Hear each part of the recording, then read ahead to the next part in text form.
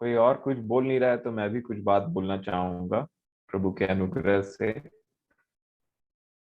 और फिर से कोई नई बात तो नहीं, परंतु दोहराना चाहूंगा एक बात को मेरे प्रियो, क्योंकि आज एक विषय निकला है और ये प्रारंभ है, स्टार्टिंग है प्रभु के साथ में मेल का, अपना पूरा मन। क्योंकि ये आज दूसरे इतिहास से के 16वां अध्याय से चाचा ने एक बात पढ़ाया, तो मैं 15वां अध्याय से एक बात आपके साथ में शेयर करना चाहूंगा और भजन संहिता से कुछ वचनों को देखेंगे हम। मैं उससे पहले एनकरेज करना चाहूंगा दीदी को कि आप बोला करिए, और बोलना का मतलब यही नहीं होता कि प्रेशर में बोलना है तो बोलना है। बोलने का मतलब होता है जो आप सीख रहे हैं उसको शेयर करना, जो प्रैक्टिकल लाइफ में आप सीख रहे हैं उसको शेयर करना। और इसीलिए अगर आप जी रहे हैं प्रैक्टिकल लाइफ तो जरूर बोलिए, अगर नहीं जी रहे हैं तो मत बोलिए। और इसीलिए मेरे प्रियो, जो आज का भाग उन्होंने रखा वो उन्होंने वचन से कुछ सीखा और उन्होंने हमारे साथ में शेयर किया। तो प्रभु का धन्यवाद हो कि उन्होंने कुछ चीजों को एक्नॉलेज किया दीदी ने अपने जीवन में कि ऐसा था, ऐसा हुआ। और जब हमको ये एक्नॉलेजमेंट हो जाता है कि ऐसा था, ऐसा हुआ और ऐसा हो रहा है, इसका मतलब होता है प्रभु ने हमको उस विषय में ज्योति दिया है। हम अंधकार में थे अभी तक, और उस विषय में हमको ज्योति दिया कि मार्ग में चलने के लिए, तेरे पथ में चलने के लिए जो ज्योति चाहिए। अब मान लीजिए पथ बहुत लंबा है, 5 किलोमीटर, 100 किलोमीटर का। अब मेरे को ज्योति मिली है 5 किलोमीटर की या 50 किलोमीटर की, तो उसके आगे अगर मुझे ज्योति नहीं मिल रही है तो मैं 50 किलोमीटर में ही रुक जाऊंगा। कभी पीछे जाऊंगा, कभी आगे जाऊंगा, कभी पीछे जाऊंगा, कभी आगे, लेकिन 50 किलोमीटर तक मेरा सीमा बंद जाएगा। जब तक प्रभु 50.1 किलोमीटर के लिए मुझे ज्योति नहीं देते, मेरा लिमिटेशन वहीं तक छुपा रहेगा और बना रहेगा। और इसीलिए राजा दाऊद भी बोलते हैं भजन संहिता 19 में कि मैं इस जगत में, इस पृथ्वी पर परदेशी हूं, मुझसे अपनी विधियों को और नियमों को मत छुपा। एक व्यक्ति की अभिलाषा जो है बढ़ते जा रही प्रभु की तरफ, निश्चय। मैंने अपने जीवन में, मैं आपके सामने में भी ये बात बोलना चाहूंगा कि मैंने अपने जीवन में, बोलते हैं ना कि मसीही जीवन में एक समय आता है कि हम बड़े आनंदित रहते हैं और बड़े मगन रहते हैं, परंतु जैसा ही एक नया विषय आता है हमारे सामने में, उसका ज्ञान प्रभु अपने पवित्र आत्मा के द्वारा मुझे और आपको देते हैं, खरा खरा ज्ञान, सीधा ज्ञान, सत्य का ज्ञान। और फिर उसमें जैसे ही हम आगे एक कदम बढ़ाते हैं, क्योंकि ये ज्ञान नया है, तो मैं आपसे एक शेयर करना चाहूंगा एक गवाही। एक रोड था और रात में यहाँ बेंगलोर में मैं और मेरा दोस्त बहुत पहले कहीं से आ रहे थे। बहुत समय हो गया था और बेंगलोर में ये खाली रास्ता मिलना बहुत मुश्किल है। तो जैसे ही ट्रैफिक खत्म हुआ और खाली रास्ता दिखा तो मैंने स्पीड बढ़ाया। अब चूंकि वो रोड में हम लोग पहली बार जा रहे थे या पहले कभी ध्यान नहीं दिया होगा, तो मैंने स्पीड को जैसे ही बढ़ाया, यकीन मानिए बहुत बड़ा सा ब्रेकर था, जरूरत से ज्यादा बड़ा ब्रेकर था वहां पे। और जरूरत से ज्यादा बड़ा ब्रेकर होने के चलते में मैंने ब्रेक नहीं मारा जानबूझ करके। बहुत पहले की बात है, 2014-15 की बात होगी, 15 की बात मैं समझता हूँ। तो उस ब्रेकर में मैंने ब्रेक तो नहीं मारा बहुत जोर से, और क्योंकि वो मुझे पहली बार पता चला कि बैंगलोर के मेन रोड में इतना बड़ा ब्रेकर भी हो सकता है, और हमारी गाड़ी जंप कर गई। जंप कर गई मतलब ज्यादा जोर से तो नहीं, क्योंकि मैं भी भारी और मेरा दोस्त मुझसे भी ज्यादा भारी था, और बुलेट हम दोनों से ज्यादा भारी था। तो इसीलिए गाड़ी ज्यादा हवा में तो नहीं गया, लेकिन मैंने एक्सपीरियंस के थ्रू ये जान लिया कि इस रास्ते में एक बहुत बड़ा ब्रेकर है। अब वो जानकारी मुझे मेरे एक्सपीरियंस के साथ में मिली, तो भले ही मैं उतना टाइम गिरा नहीं, वो तो प्रभु का अनुग्रह, दया, जो मुझे उन्होंने संभाल लिया। मेरा दोस्त बहुत डर गया था, भले मैं उतना टाइम गिरा नहीं, या मान लीजिए वहां पे एक्सीडेंट हो ही जाता, लेकिन मुझे हमेशा के लिए एक बात अपने जिए हुए एक्सपीरियंस से पता चल गई कि इस रास्ते में एक बहुत बड़ा ब्रेकर है, क्योंकि वो रात का समय था। और रात का समय था और अचानक से वो ब्रेकर आया, और कभी भी आप एक्सपेक्ट नहीं कर सकते कि मेट्रो सिटी में इतना बड़ा ब्रेकर होगा। लंबा टाइप का ऐसे ब्रेकर होता है ना, वैसे टाइप का ब्रेकर था। और तब मैंने सीखा, वहां पे मैंने बहुत सारी चीजों को सीखा, और उस ज्ञान की वजह से उस सीखे ज्ञान मिला, और उसमें एक्सपीरियंस के थ्रू जो मैंने हार महसूस किया पहली बार कि अरे हमारी गाड़ी इतनी जोर से हो गई। क्योंकि गाड़ी मैं यूजुअली बहुत संभल करके चलाता हूँ, और ऐसा कुछ हो जाने से ऐसा लगता है कि नहीं, मेरे वजह से बेचारे पीछे बैठे वाले आदमी को तकलीफ हो गया करके। तो मुझे बहुत खराब लगा, और मैं प्रभु का धन्यवाद दिया कि आज हम बच गए करके। और वो एक्सपीरियंस जो था उसने मुझे सेकंड टाइम के लिए प्रिपेयर किया। कई बार ऐसे हमारे मसीही जीवन में ऐसा होता है कि हम बार बार बार बार उन्हीं एक्सपीरियंस को लेने के बावजूद भी गिर जाते हैं, लेकिन एक बार दो बार और फिर हमें एक ज्ञान मिलता है, जिया हुआ एक्सपीरियंस मिलता है, और परमेश्वर का अनुग्रह मिलता है। इसीलिए मसीही जीवन प्रतिदिन का जीवन है। और धीरे धीरे धीरे एक दिन के बाद में हम तो सीख जाते हैं, दूसरे को भी हाथ दिखा देते हैं कि ज्यादा जोर से मत चले जाना, यहाँ पे एक बहुत बड़ा ब्रेकर। और यही मसीह जीवन में अपना भी सीखना और दूसरे को भी सिखाने जैसा होता है मेरे प्रिय। और इसीलिए प्रैक्टिकल एक्सपीरियंस बहुत इंपॉर्टेंट है। और यहाँ पे जो लोग एक्चुअल शर्माते, यहाँ पे मतलब कहीं पे भी जो लोग एक्चुअल शर्माते हैं, अपनी बातों को नहीं रखते, अपनी गलतियों को नहीं रखते, मैं तो बोलता हूं कि वो जो प्रचारक जो अपनी गलतियों को सामने नहीं रखता है ना, वो आधा प्रचार है। और वो एक सॉर्ट ऑफ कपटीपन का प्रचार है। जो हमेशा एक प्रचारक अपने आप को बहुत बड़ा दिखाता या फिर अपनी गलतियों को नहीं बताता, भले बड़े बड़े भेद को, बड़े बड़े चीजों को बता दे, लेकिन अपने गलतियों को नहीं बताता है ना, तो सुनने वाले को क्या लगता है पता है? उसको ऐसा लगता है कि मैं इस दुनिया में सबसे ज्यादा पिछड़ा हुआ आदमी हूं मसीही जीवन में, बाकी सब तो परफेक्ट लाइफ जी रहे हैं, ये प्रचारक की तो बात मत करिए।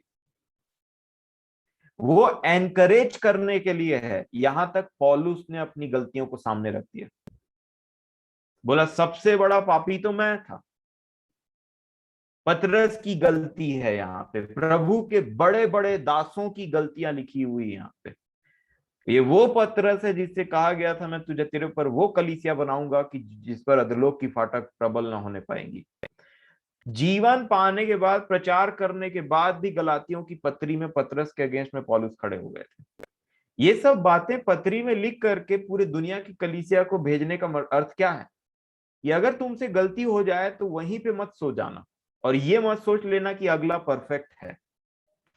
कहीं मैं घमंड से फूल न जाऊं जो प्रकाशनों के द्वारा मिला है, इसलिए मेरे शरीर में एक कांटा चुभाया गया। ये पौलुस की गवाही है। इसीलिए यीशु मसीह ने कहा, परफेक्ट क्यों कोई नहीं है, तू मुझे परफेक्ट क्यों कहता है? वो खुद परफेक्ट थे, लेकिन अपने परफेक्शन को उन्होंने उतना टाइम परफेक्ट क्यों नहीं बोला? क्योंकि उनको जो परमेश्वर पिता ने कार्य दिया था वो अभी तक कंप्लीट नहीं हुआ था, इसलिए अपने आप को उन्होंने परफेक्ट नहीं बोला। मैं ऐसा समझता हूं, क्योंकि वो किस दिन परफेक्ट बनते? क्रूस में उनकी जब प्राण निकल गई, हे पिता मैं अपनी आत्मा तेरे हाथ में सौंपता हूं, ये जब हुआ तब वो परफेक्ट बने। जब हम भी इस मसीही जीवन को जीते हुए सो जाएंगे, मैं समझता हूं प्रभु में सो जाएंगे, ये प्रभु में हमारे प्राण निकल जाएंगे, उस दिन मैं और आप परफेक्ट कहलाएंगे प्रभु यीशु मसीह के अनुग्रह के द्वारा।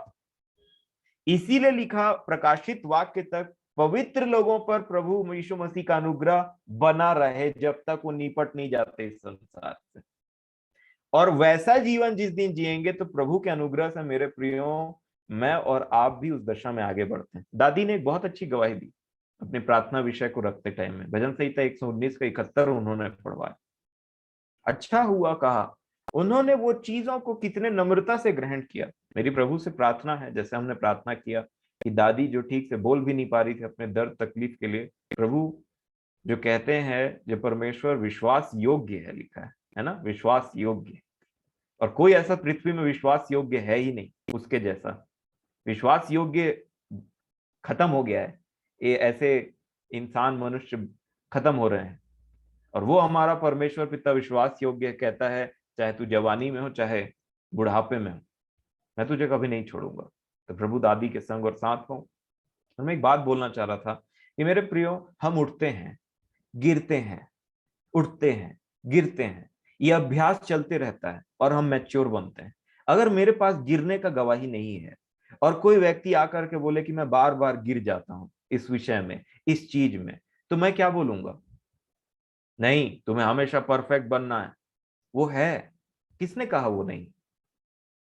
हमारा टारगेट तो परमेश्वर पिता का पवित्रता और परफेक्शन है ही। लेकिन जब हम गिरते हैं तो लिखा है हमारा ऐसा महायाजक नहीं है, हमारा कुछ और तरीके का महायाजक है, जो प्रेमी है, जो दयालु है, जो अपने आप को दे देता है। किसके लिए? जो इम्परफेक्ट है। उतना टाइम बताइए, चेलों में से कौन परफेक्ट था जिसके वजह से यीशु मसीह ने अपने प्राण त्याग दिए?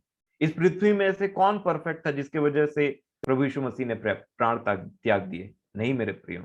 परंतु हमारा परमेश्वर नहीं चाहता कि हम इस पाप जैसे मैटर को इतना ढीले तरीके से लें। इसीलिए वो चीर के रख देता है हमारे हृदय को। हम परेशान होते हैं, दुखी होते हैं, गिरते हैं, संभलते हैं प्रभु के जरिए। एक समय उदास हो जाते हैं, एक समय वो आनंदित कर देता है। एक बार बोल के तो देखिए, हेल्प मी, प्रभु मेरी सहायता करें। और आपको पता नहीं चलेगा कि अगले क्षण आपका जो मूड है, आपका जो मन में शांति, वो किस प्रकार से आ जाता है। और फिर हम उस चीज से निकलते हैं, प्रार्थना करते हैं, भरोसा करते हैं, विश्वास करते हैं, अपने पूरे हृदय से हम प्रभु के तरफ फिरते हैं ना, तो हम डिपेंडेंट हो जाते हैं। मैं इन चीजों को देख रहा था कि संसार में हमें अभिलाषाएं क्यों अट्रैक्ट करती हैं प्रभु। तो इसका जवाब मैंने पाया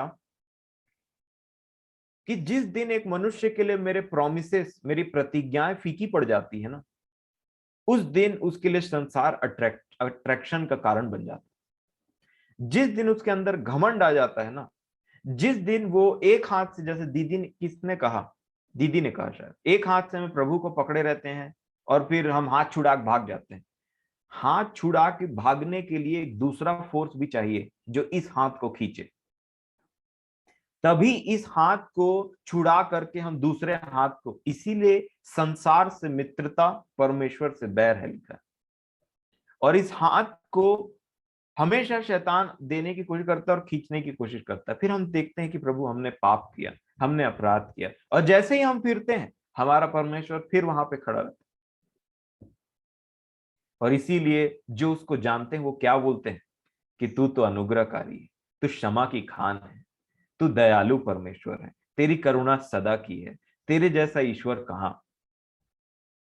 विलंब से कोप करने वाला है, कहते हैं उसके जानने वाले, जो उसको जानते हैं, क्योंकि हम जानते हैं कि उसने कितना विलंब किया हमारे विषय में मेरे प्रेम।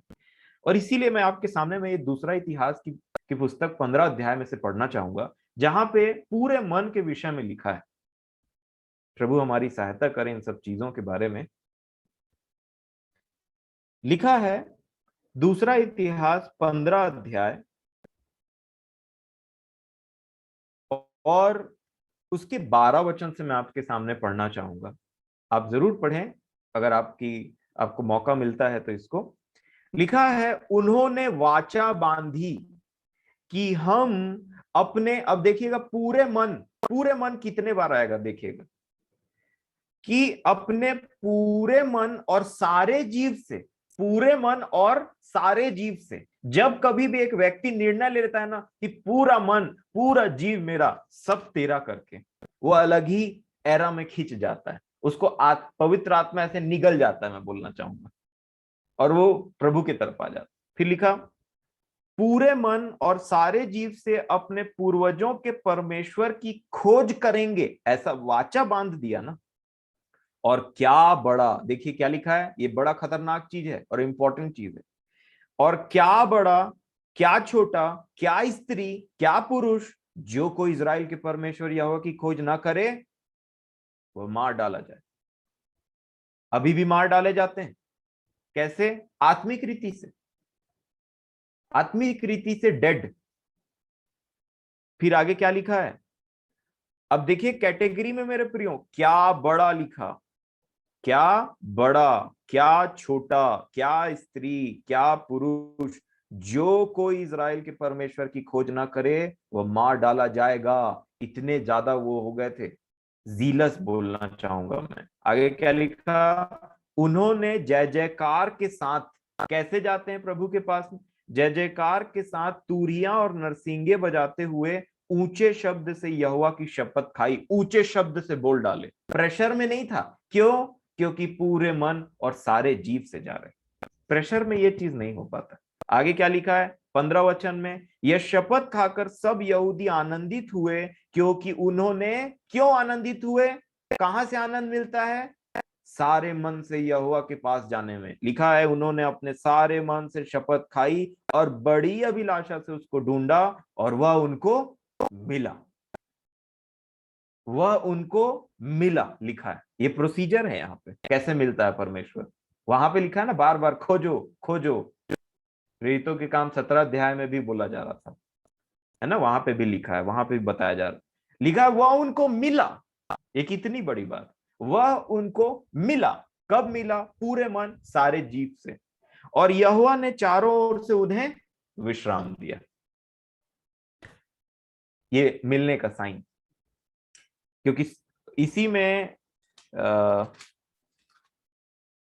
यहां पे वो 15 के 2 वचन का मैं लास्ट पोर्शन पढ़ना चाहूंगा। चलिए पूरा पढ़ता हूं। लिखा है 15 का 2 इसी का, और वह आसा से भेंट करने निकला और उससे कहा, हे आसा और हे सारे यहूदा और बिन्यामीन, मेरी सुनो। जब तक तुम यहोवा के संग रहोगे तब तक वह तुम्हारे संग रहेगा, और यदि तुम उसकी खोज में लगे रहो तब तो वह तुमसे मिला करेगा। जैसा बोला वैसा हो गया उधर। तुम खोजोगे तो वह मिलेगा, मिला रहेगा, और वो मिल गया। उन्होंने खोजा तो मतलब परमेश्वर के वचन में कहीं गड़बड़ी नहीं है, सीधा लिंक है। करंट पास होने में कोई गड़बड़ी नहीं है। इधर स्विच ऑन तो बीच में कुछ नहीं, सड़क से एकदम करंट पास हो जाता है, एकदम। खोजा, मिला। और फिर क्या लिखा, परंतु यदि तुम उसको त्याग दोगे तो वह भी तुमको त्याग देगा, क्योंकि परमेश्वर ठट्ठों में नहीं उड़ाया जाता, है ना। हमने गलातियों 6:7 में आपने पढ़ा है, परमेश्वर ठट्ठों में नहीं उड़ाया जाता। खोजोगे तो मिले। कैसे खोजोगे? पूरे मन से खोजोगे। और मेरे प्रियो, ये पूरा मन आता कब है? ये पूरा मन आता कब है? क्योंकि ये पूरा मन ना, ये मनुष्य का जो मन है सबसे अधिक धोखा देने वाला है। तो पूरा मन आता कब है? एक एक इंग्लिश में मैं आपको ये 16 अध्याय का 15 वचन पढ़ना चाहूंगा आपके सामने। ऊपर में भी ये बात लिखी हुई है, 12 वचन में लिखा है। देखिएगा, इंग्लिश के पढ़ने वाले या फिर जानकार व्यक्ति सुन सकते हैं, अगर आपके पास वर्जन है तो जरूर मैं पढ़ के सुनाऊंगा। 2 Chronicles chapter 15 verse 12 लिखा है, and they entered into a covenant वाचा to seek the Lord on that day, sorry, to seek the Lord, the God of their fathers, with all their heart and with all their soul, with all their heart and with all their soul। अपने सारे हृदय से, अपने सारे प्राण से उसकी खोज की, ऐसा लिखा है। और वो उनको मिला। 15 वचन को मैं इंग्लिश में पढ़ना चाहूंगा।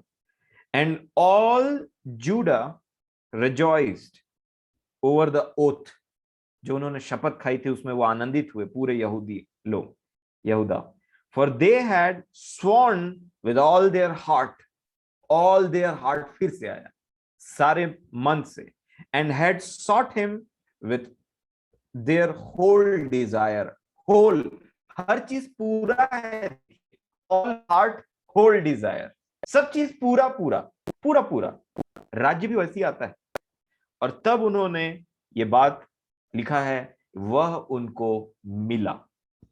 He was found by them, लिखा है। कितना महान परमेश्वर है ना।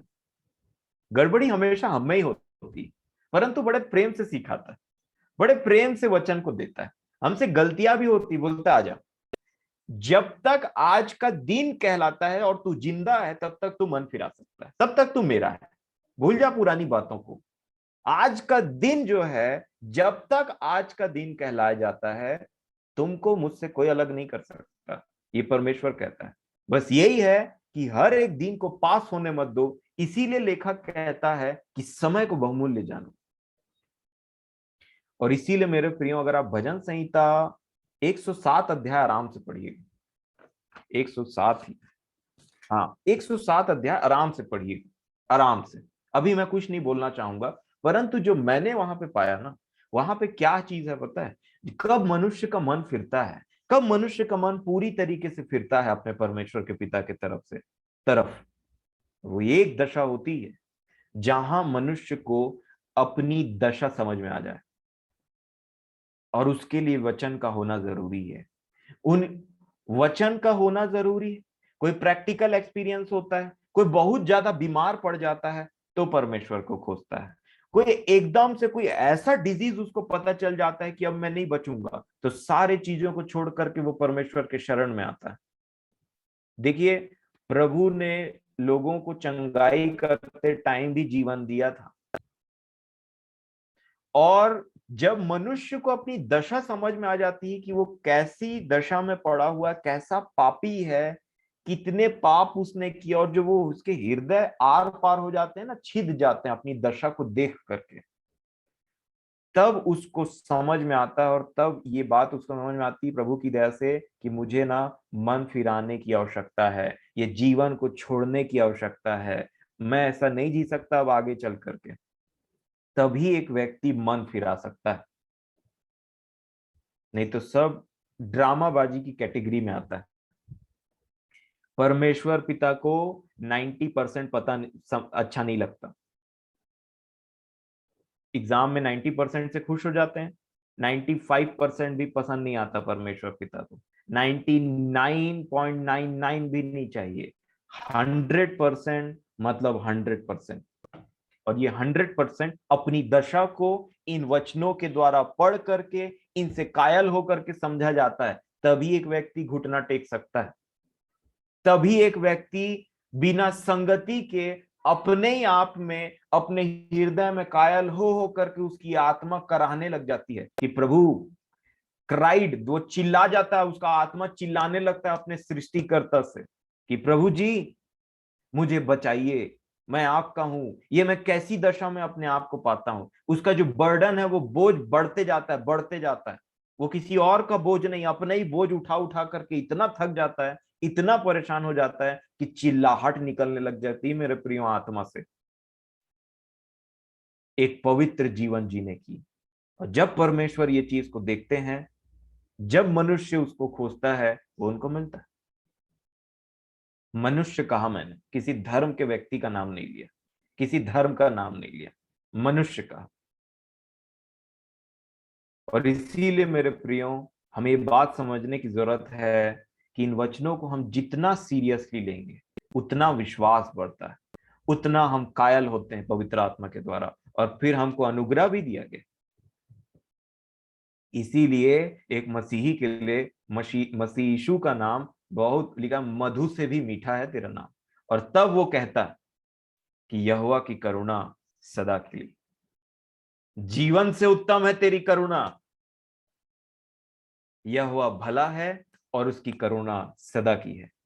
भजन संहिता 107 जरूर पढ़िए, आपको अपने आप से अवगत हो जाएगा। अगर आपने जीवन पाया नहीं पाया दोनों भी, भजन संहिता 107 जरूर पढ़िएगा कि कब और कैसे हमने जीवन पाया और क्या एक्चुअल में। भजन संहिता और 107 है ना, वो मेरे और आपके जीवन की कहानी लिखी है इसमें।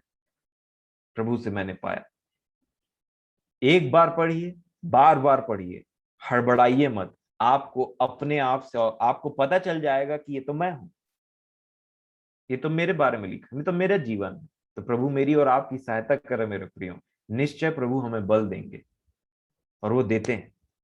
मैं पूरे हृदय को फाड़ के रख दीजिए प्रभु के सामने में। दुख होता है, रोइए, चिल्लाइए, क्योंकि ये रीति विधि नहीं है, ये कोई कल्चर नहीं है कि हमारे कल्चर में रोया नहीं जाता, हमारे कल्चर में ये नहीं किया जाता। प्रभु ने हमको मनुष्य बनाया है, और दाऊद रोता था, पौलुस रोते थे, आंसू बहा बहा करके ऐसा किया है। उसको अपने अंदर मत रखिए, प्रभु के सामने बहाइए। प्रभु बोलता है तेरे आंसू को मैंने अपनी कुप्पी में छुपा करके रखा है। आंसू नहीं निकलता तो कुप्पी खाली हो जाएगी ना। और इसीलिए मेरे प्रियो, प्रकाशित वाक्य में वो जो बोल है ना, सोने का कटोरा, उसमें पवित्र लोगों की प्रार्थना जमा हो रही है। बहुत जल्दी परमेश्वर का प्रकोप इस पृथ्वी पे आने वाला है, सह नहीं पाएंगे यहाँ के लोग। प्रभु हमें इन सब चीजों से बचा रहे हैं।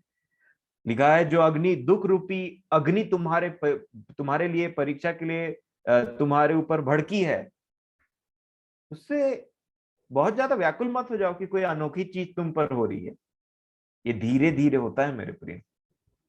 प्रभु हमारे साथ है, हमारी कमी घटियों में, हमारे कमजोरियों में, हमारी एक एक दशा में प्रभु हमारे साथ है। नहीं तो मैं और आप इस संगति में नहीं जुड़ पाते, हमारा मन खराब हो जाता। प्रभु ने उसे संभाल के रखा। अनुग्रह है कि हम पाप से बचना चाहते हैं, छूटना चाहते हैं, भागना चाहते हैं मेरे प्रियो। प्रभु हमारे साथ है। प्रभु का अनुग्रह और शांति हम सब प्रियों के साथ में।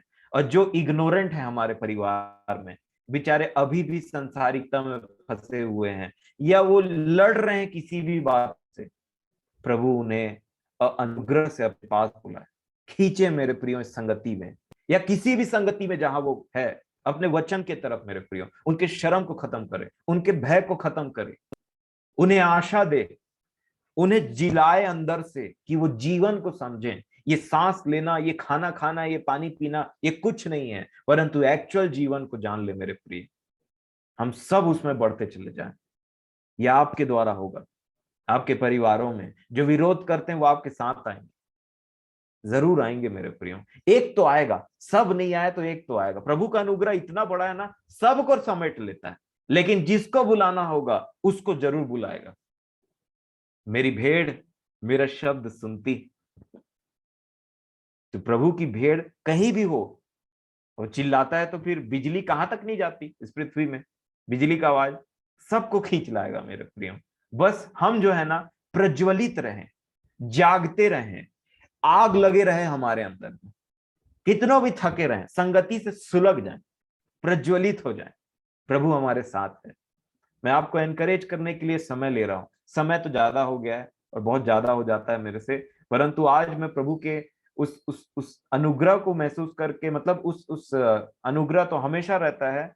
वो एक होता है ना, लिखा है जरुब्बाबेल को परमेश्वर की आत्मा ने स्थिर कर दिया, हिला दिया अंदर से। तो उस प्रकार से मैं आप सभी को एनकरेज करना चाहता हूं आज के दिन, फिर से एक बार, क्योंकि आज का दिन हमारे परमेश्वर ने बनाया भाई, हमारे परमेश्वर ने बनाया, हमारे पिता ने बनाया, हमारे बाप का है सब, सब हमारे पिता का है, सब हमारे परमेश्वर का है। पृथ्वी भी और स्वर्ग भी, जब तक हम यहाँ है, जब तक कलीसिया है हम यहाँ पे। तो प्रभु मेरी और आपकी सहायता करें, आनंदित रहिए। जो भी बात की तकलीफ है परमेश्वर से कहिए, वो प्रार्थनाओं का सुनने वाला परमेश्वर है। टिक जाइए, थोड़ा देर हो रहा है कोई बात नहीं, प्रभु ने कहा या मत छोड़ना प्रार्थना में, आएगा उत्तर, आएगा। तो प्रभु का अनुग्रह और शांति हम सबके साथ में बनी रहे। और आप सबों को एक बार फिर से मैं एनकरेज करना चाहता हूं इस बातों को बोल करके कि प्रभु हमारे साथ है, प्रभु का प्रेम हमारे साथ है मेरे प्रेम। धन्यवाद। शालोम।